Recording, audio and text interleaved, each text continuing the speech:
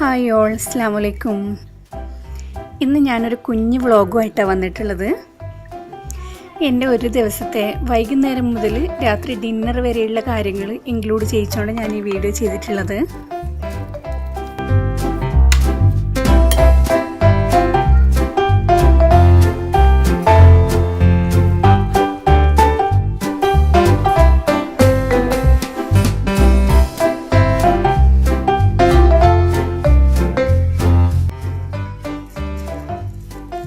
വൈകുന്നേരം ചായക്ക് ഞാൻ ഉണ്ടാക്കിയിരുന്നത് പംകിൻ കൊണ്ടുള്ള ഒരു കേക്കായിരുന്നു. ഇത് വളരെ ടേസ്റ്റിയാണ്, പെട്ടെന്ന് ഉണ്ടാക്കാനും പറ്റും. ഇതിനായി ഞാൻ എടുത്തിട്ടുണ്ടായിരുന്നത് ഒരു വലിയ പീസ് പംകിനാണ്. അത് നന്നായി കഴുകി ചെറിയ പീസായി കട്ട് ചെയ്ത് തൊലി കളഞ്ഞ് ഗ്രേറ്റ് ചെയ്തെടുക്കുക.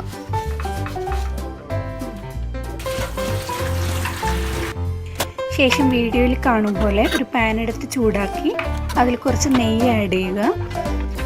പിന്നെ ഗ്രേറ്റ് ചെയ്ത് വെച്ച പംകിൻ കൂടി ഇട്ട് നന്നായി ഒന്ന് ഇളക്കി യോജിപ്പിച്ച് ആ പാത്രം ഒന്ന് അടച്ചു വെക്കുക. ശേഷം അടപ്പ് തുറന്ന് അതിലേക്ക് ഒരു വലിയ 3 സ്പൂൺ പഞ്ചസാര ആഡ് ചെയ്യുക. പഞ്ചസാര കൂടിയാലും കുഴപ്പമില്ല, പഞ്ചസാര ഇഷ്ടമുള്ളവരാണെങ്കിൽ കുറച്ചുകൂടി ആഡ് ചെയ്യാം, പക്ഷെ കുറഞ്ഞാൽ അതിൻ്റെ ടേസ്റ്റ് എന്തായാലും ശേഷം ഒരു മിക്സി എടുത്ത് അതിലേക്ക് 3 മുട്ട, 3 വലിയ സ്പൂൺ മിൽക്ക് പൗഡർ, ഒരു നുള്ള് ഏലക്കാപ്പൊടി ഇതൊക്കെ ചേർത്ത് നന്നായി ഒന്ന് അടിച്ചെടുക്കുക.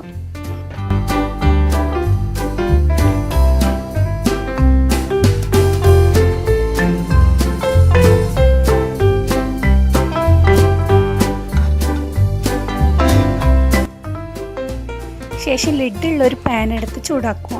ചൂടായി വരുമ്പോൾ അതിൽ കുറച്ച് നെയ്യ് ഒഴിച്ച് കൊടുക്കുക. കുറച്ച് മാത്രം മതി, അത് കേക്ക് ഉണ്ടാക്കുമ്പോൾ അതിൻ്റെ ഇടയിൽ ഒട്ടിപ്പിടിക്കാതിരിക്കാൻ വേണ്ടി മാത്രമാണ് ഈ നെയ്യ് ആഡ് ചെയ്യുന്നത്. ഈ മിക്സ് പാനിലേക്ക് ഒഴിച്ചതിന് ശേഷം ലോവസ്റ്റ് ഫ്ലെയിമിൽ വേണം വെക്കാൻ. കാരണം മുട്ടയും പഞ്ചസാരയൊക്കെ ഉള്ളതിനാൽ അടിയിൽ പിടിക്കാൻ നല്ല ചാൻസ് ഉണ്ട്. സോ എത്രയും കുറക്കാൻ പറ്റുമോ അത്രയും ലോ ഫ്ലെയിമിൽ വേണം വെക്കാൻ.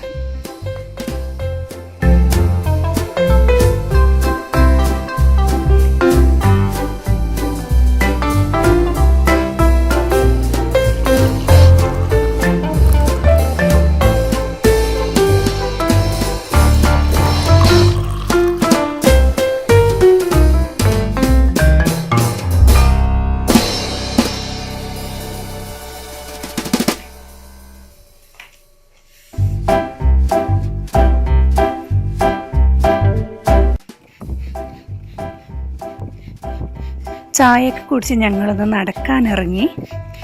പുറത്ത് നല്ല പൊടിക്കാറ്റായത് കാരണം കുറച്ച് ദിവസമായി പുറത്തേക്ക് ഇറങ്ങാറേ ഇല്ലായിരുന്നു.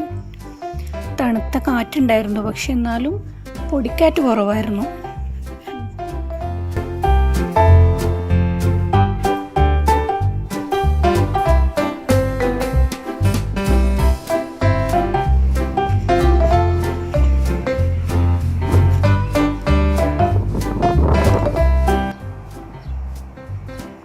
ഞങ്ങൾ നേരെ പോയത് വീട്ടിൻ്റെ അടുത്ത് തന്നെ ഒരു പ്ലാന്റ്സിൻ്റെ നഴ്സറി ഉണ്ട്. ഒരു 10 മിനിറ്റ് ദൂരേ ഉള്ളൂ നടക്കാൻ.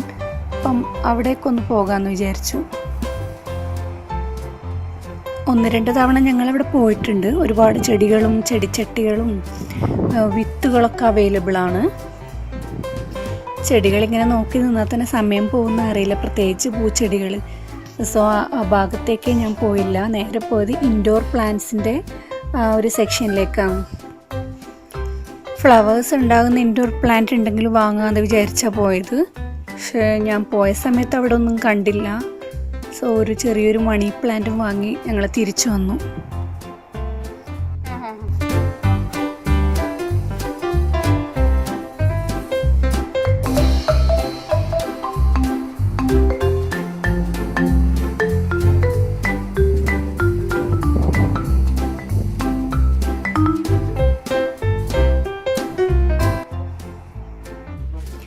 വീട്ടിൽ തിരിച്ചെത്തി പ്രയറൊക്കെ കഴിഞ്ഞു. പിന്നെ ഡിന്നറിനുള്ള പരിപാടി ആരംഭിച്ചു.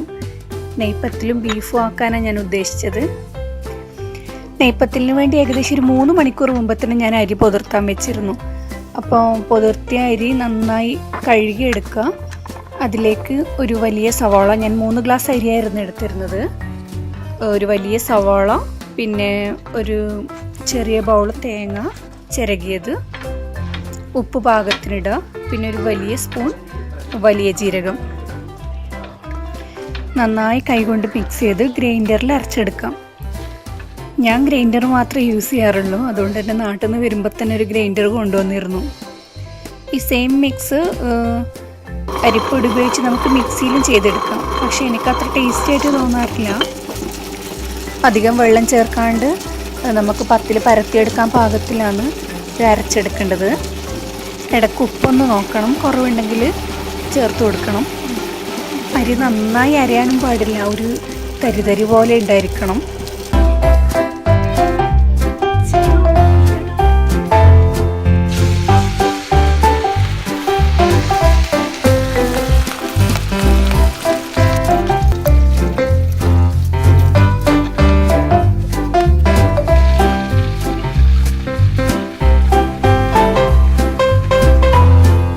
നെയ്പ്പത്തിൽ റെഡി ആയിട്ടുണ്ട്.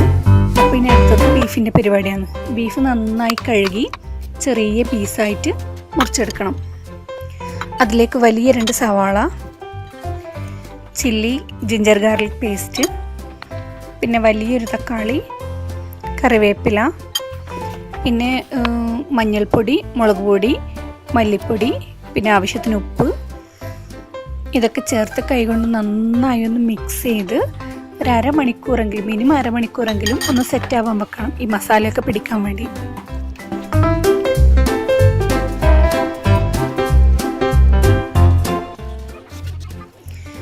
കൈ കൊണ്ട് മിക്സ് ചെയ്തത് കാരണം കൈ ഹാൻഡ് വാഷ് ഉപയോഗിച്ച് നന്നായി കഴുകുക തന്നെ വേണം.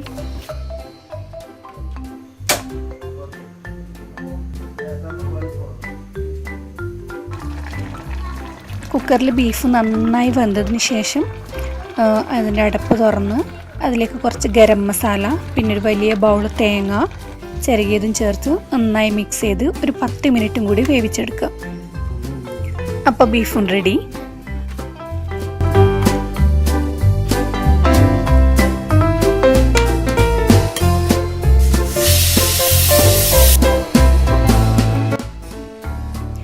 ഇന്നത്തെ വീഡിയോ നിങ്ങൾക്ക് ഇഷ്ടമെങ്കിൽ ലൈക്ക് ചെയ്യാൻ മറക്കല്ലേ.